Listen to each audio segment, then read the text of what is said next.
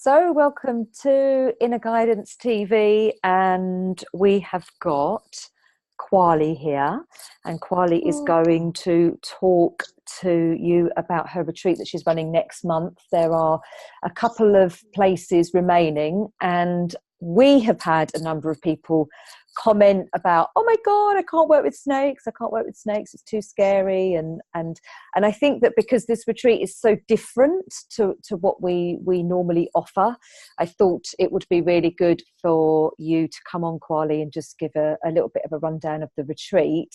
And of course you've got a friend or two with you, and I have indeed. Maybe talk a little bit about the Serpents. Okay, so hello, Inner Guidance TV, all you lovely souls out there. So, as you know, my name's Kwali, and these are my serpentine friends. This is Ozar, and this lovely one around my neck who's snuggling tightly is Kundalini. And I rescue serpents, so I have up to 25 in my sanctuary at any one time.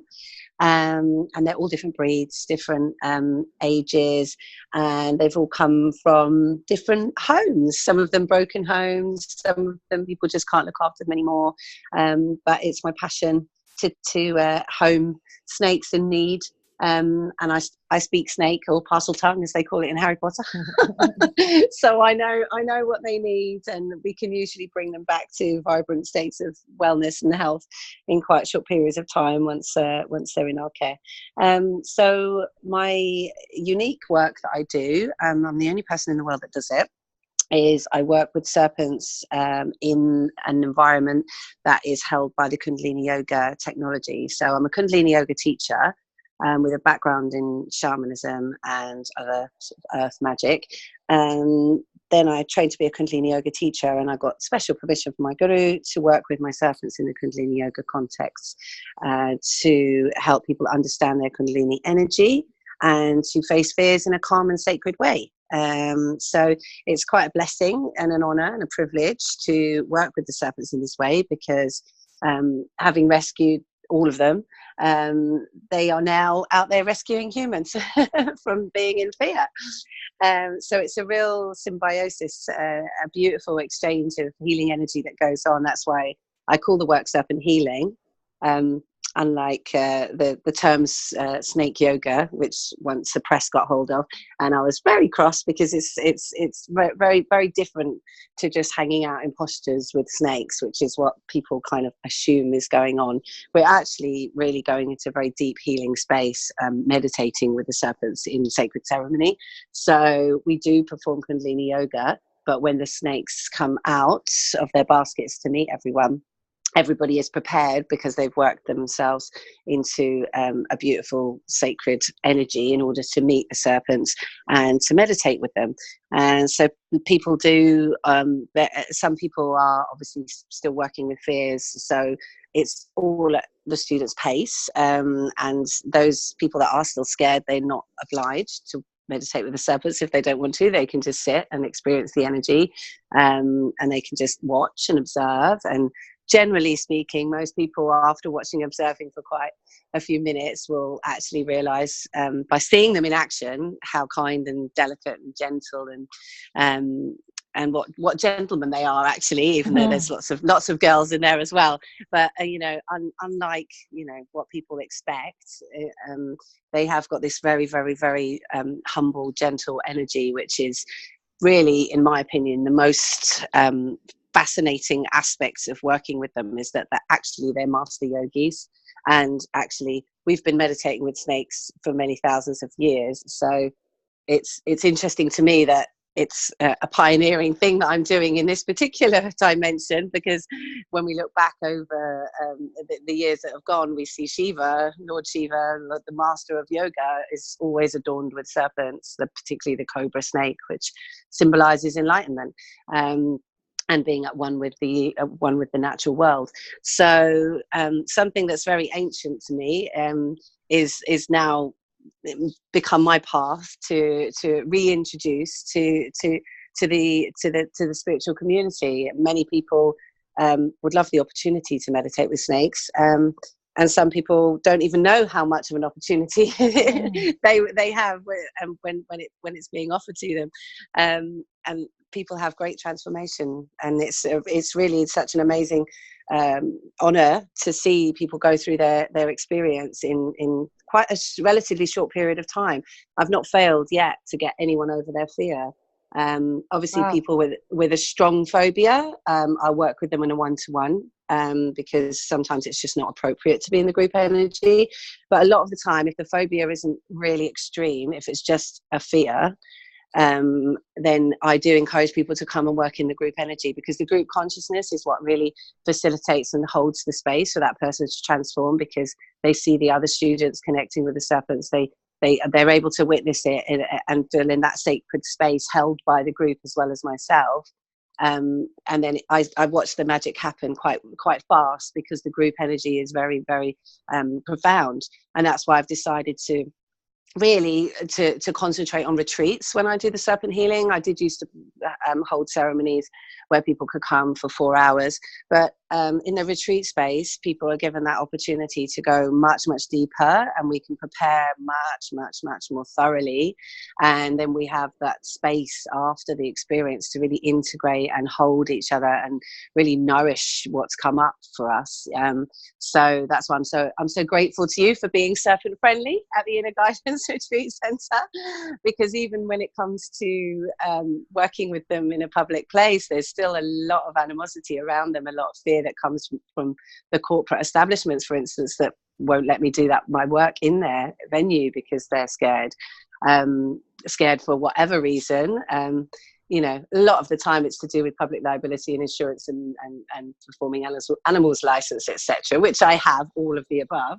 But it's very interesting to see how much fear is still present around serpents, even in what is a yoga environment, which in most yogis we would hope are loving all creatures, great and small.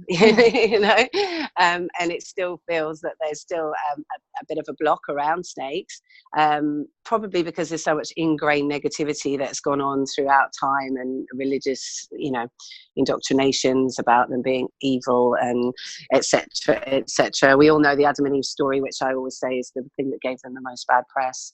But if we dig a bit deeper into that story, it's a story of female empowerment, and the snake being, Maha Shakti, Kundalini, opening the doors of wisdom, offering the fruit, the apple of knowledge, which is what essentially all of us yogis are seeking, is that divine wisdom and knowledge. Well, I know because you did your first retreat with the serpents last year.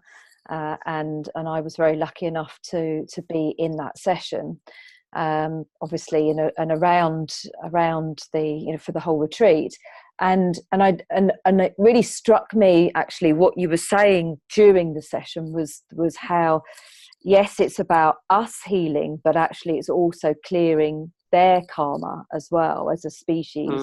And all of this negative karma that they hold from through the ages, and so it is a really symbiotic relationship and clearing of our fear and their negative karma, and the negative press around it. So really I was very taken by what you said there in that capacity. It's very interesting. You've got one that's the active and one that seems very calm. Like that's like already you can really see their personalities. Absolutely. And I think that they respond to the situation because they're such interdimensional beings. They know, their language is being out there in spirit all of the time.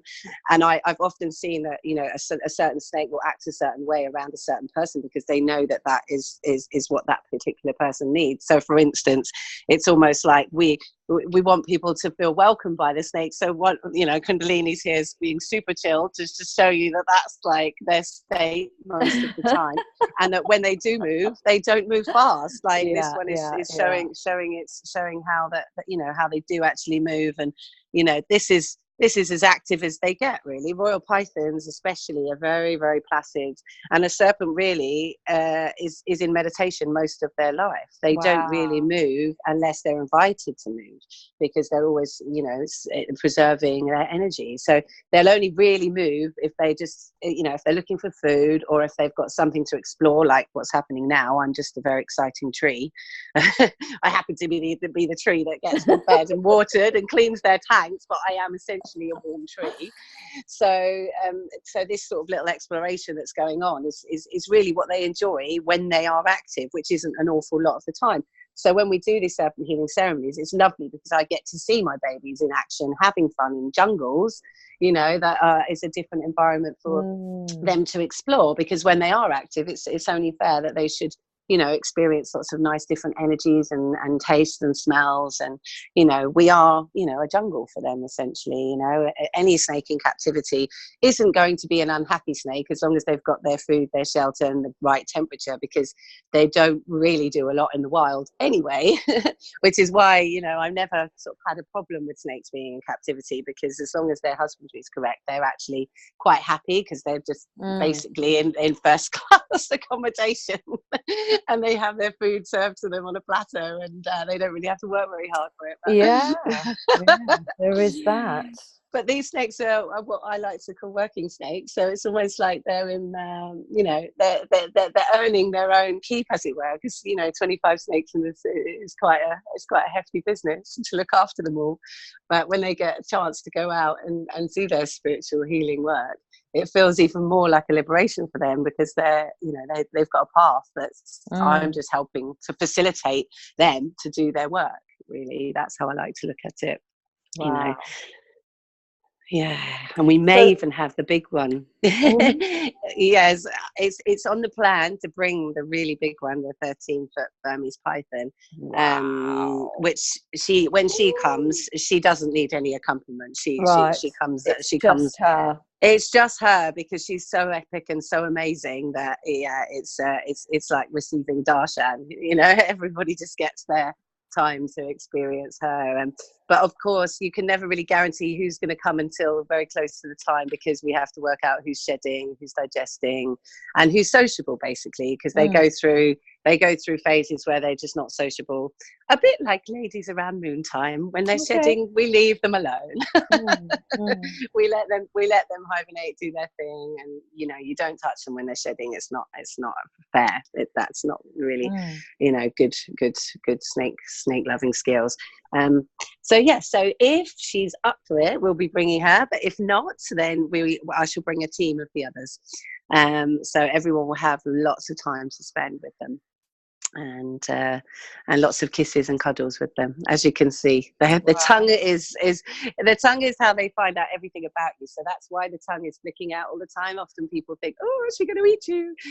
I'm so not dinner. I'm not a mouse. And unless that little tongue comes out, she can't tell anything about us. So it's if ever that tongue sort of flashes at you, it's not because you're being, you know, prepared to be eaten. It's it's because she's actually talking to you. She's finding out about you, because there's something in her head, like an organ, that basically she can read the situation from the taste of the primal taste of what's in front of her, and she can really tune into your DNA and everything about you. So that's why they know when you're scared and when you're not scared, you know. And I've often noticed that if people are scared, they're even more gentle. They act even more like this one, you know, very calm and very, very passive, so as to not, you know, intimidate.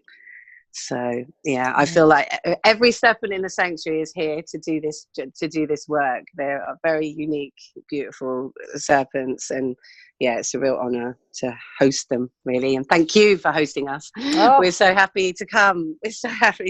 We love it. We love your work, and the last retreat last year was beautiful, and it was the space that you hold for the group and for the snakes is the serpents, as you call them, is very, very sacred, and it's very beautiful. And we're very discerning as to, you know, who holds retreats here and who uses this space. It's not just a free for all. It's we have to really vibe with people for people to hold retreats here. So So it's very much something, you know, with you and Maren, who couldn't be on the call because she's in Guatemala at the moment and without internet. So she just said it's easier for her not to even try and stress out about trying to get on the call. So yeah. So both, but we've got two people in, two little backups instead. Yes. For Maren. Yes, indeed. She's so inspired by the work. She's now got a tattoo of a snake on her arm, Yeah, so she's carrying that medicine. Yeah. She's been in it from the beginning, really, with me, Maren. She's a great supporter of this work. And at the beginning, when it was really tricky to kind of take it out into the world, she was one of the people that really held the space for me and gave me the confidence to step into that space, because there's a lot of controversy still around them, and the last thing I ever want is for people to see what my work in the wrong context or in the wrong light. A lot of people don't realize I rescue them, and I would never want people to think I was just pimping snakes out just to be gimmicky. That was like the furthest from what I'm up to. And she really sort of held the space for me to just really be in my power with it and step out and take it and share it with the world. But of course it's only for people that are called. It's a very much I don't think well, I'd like to think the mainstream are ready for it, but I still feel that at this time people there's still a lot of work that has to be done in the ceremonies to shift it on a massive level so that more people can actually come to this work. But I do feel that the people that come to these ceremonies, they are really drawn to work with the serpents. A lot of people come and they say, I've been dreaming about snakes, and then I saw your workshop and I knew I had to be there.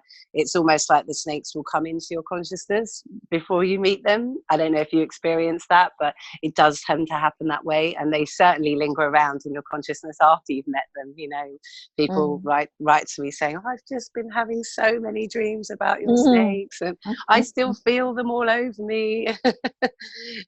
Weeks after the event I feel that I'm wearing one. So they're interdimensional beings of the cosmos, so once you've met them and once you've connected with them, they're with you. And who are these retreats for? So you have 2 retreats this year at Inner Guidance. So who are the retreats for? Well, the first one, the Dark Goddess, we're taking a bit of a gamble with this one, actually, because sometimes people aren't really comfortable with the shadow work. So we just thought that, because the serpents are always holding this deep shadow energy, we thought, well, let's just really embrace it fully, and let's dive into the goddess and all her apparitions in all her manifestations of what is considered the shadow element of the goddess. So with that in itself, I think is gonna connect with a certain type of person. Obviously, all our retreats are open to everybody at any given time, but for going really deep into that shadow work, only the brave will be will step into that, because we've got the serpent healing, we've got the shamanic womb ceremonies, the cacao healing. We're going to be blessed with this beautiful shaman fire keeper, Ali Running Wolf, who is coming over especially from Germany to literally build a sweat lodge in your beautiful garden, which is a first, I believe. It is. It is. So that in itself is like, I mean, me and Maren are so excited about this offering. We just can't believe that it's all come together so beautifully. It's like, so anyone that feels called to come to this will not be disappointed. We have like an itinerary that's just brimming with so much deliciousness, and of course deep shadow work. We're going to be doing a lot of rebirthing. So if you need to make a change, if you need to open yourself into new territory, like rebirth yourself with the energy of the transformation of the snakes, then I think this workshop is going to be really powerful for you. And it's not just open to women as well, it's open to men, because we need to embrace our divine masculine. Even though it's called the Dark Goddess lives in every one of us, whatever sex you are. And in this gender neutral society that we live in now, I think it's really important that men feel really welcome to come and be in that womb space, because from the womb space is where everything is born. So we will be going into the womb space quite literally in the sweat lodge. That's a very powerful dark retreat that you dive really deep into yourself. So it's super transformative, not for the faint-hearted, but we will look after you every step of the way, and it won't be super serious, because there'll be lots of medicine songs and singing and by the fire and lots of delicious food, as always. Thank you. courtesy of your Of delightfulness. course.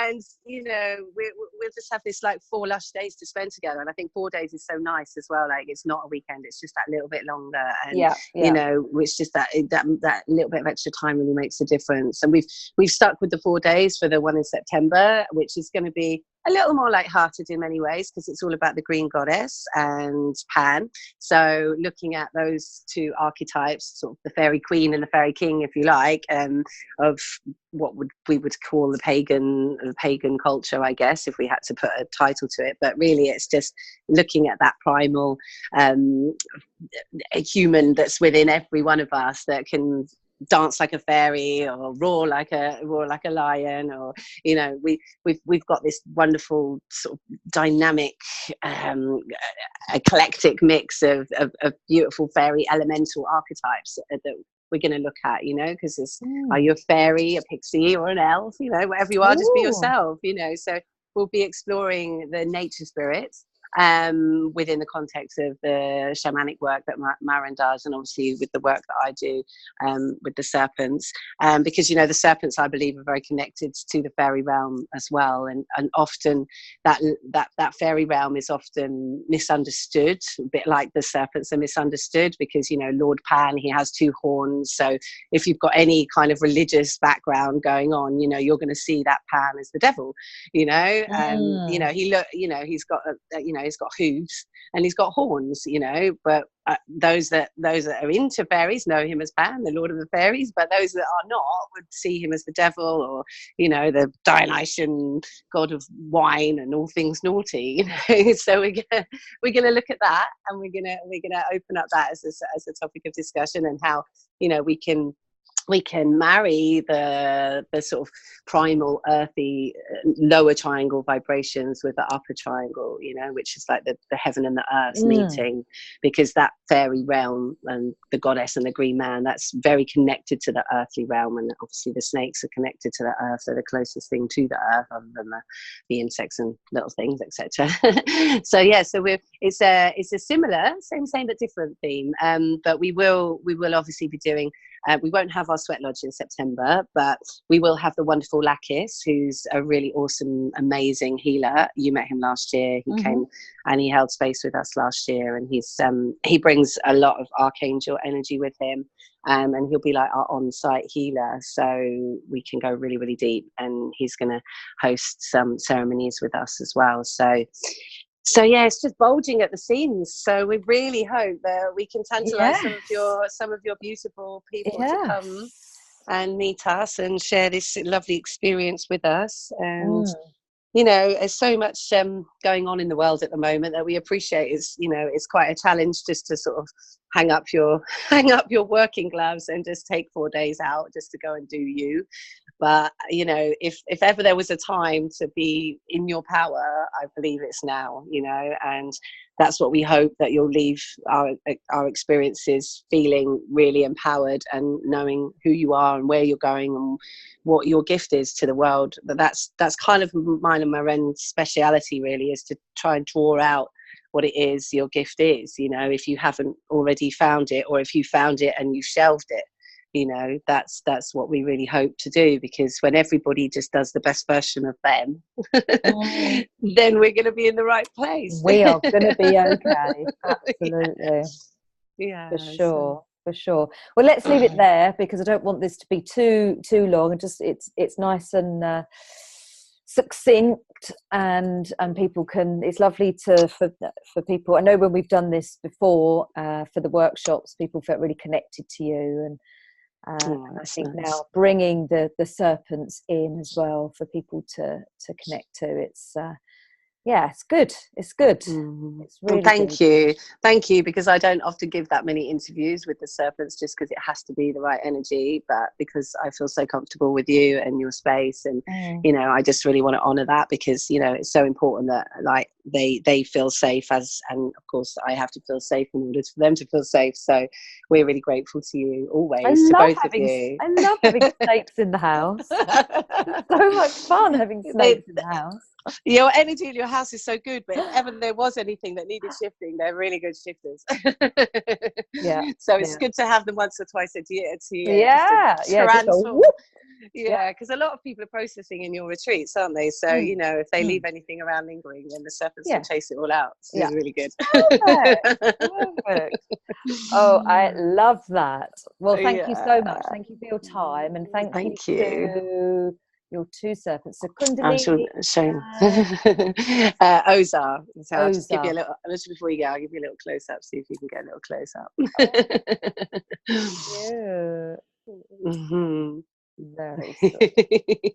Just so if anyone out there is scared, please, please, please don't be. And if you still are, don't worry. Just come to the retreat and I'll get you over your bit with a little help from my friends. Yeah, love that. Look at, very interested there.